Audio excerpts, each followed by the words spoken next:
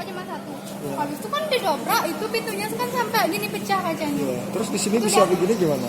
Karena di sini kan kasir 3 buka, mereka nggak bisa beli tiket kan karena harus pakai nota. Sudah didorong, mereka ada di belakang, makanya gini-gininya. Oh gitu. Yang di depan juga nggak bisa mundur gitu. Makanya gini-gini. Pas ada tugas di sini waktu itu. Iya, harusnya di kasir kebetulan. Ada namanya siapa adik? Dayuwari, Pak. Ayo dari. Berapa orang tadi? Pak, yang tidak di Ayo ya. yang di sini banyak di kasir bertiga, tapi yang masanya banyak Pak, sampai full sih. Full ya?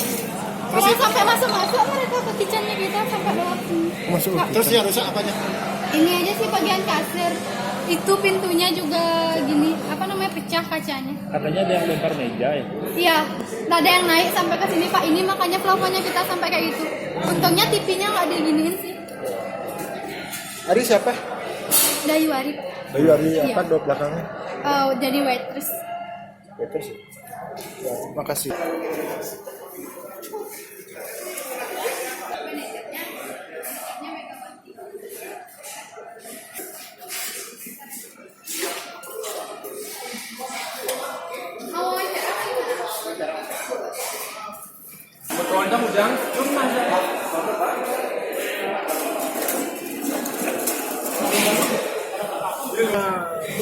Memang hebat sekali hari ini karena pertandingan terakhir kan, pertandingan terakhir jadinya mereka kepengen punya tiket untuk masuk, tapi akhirnya jadinya begini. Terus yang rusak tadi apa? Minuman dan lain-lain apa aja itu? Oh banyak, kasir, pintu jebol, pintu kaca hancur yang depan. Terus minuman? Ya Minuman ada yang diambil? ada. Itu jarah itu. Ada di jarah Pak. Ada jarah Pak? Ada jarah? Berupa apa Pak? Paling minuman aja. Minum aja. Kan sudah jauh sekarang. Oh. Kira-kira kerugian berapa? Pak namanya siapa Pak? Namanya? Satu siapa? Satu saja? Iya. Banyak. Selamat siang teman-teman. Pertama saya mewakili manajemen pihak pertama-tama memohon maaf atas kejadian pagi sampai siang ini. Dengan kejadian ini semoga kami juga bisa bersama-sama mengambil hikmahnya dan belajar bersama-sama. Dalam artian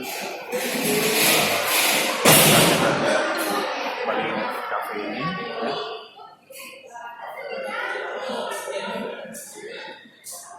memang benar ada beberapa kaca yang pecah pintu, terus meja AC, dan terutama yang lebih kami prihatin juga kepada teman-teman yang ada yang terluka. Kami turut prihatin.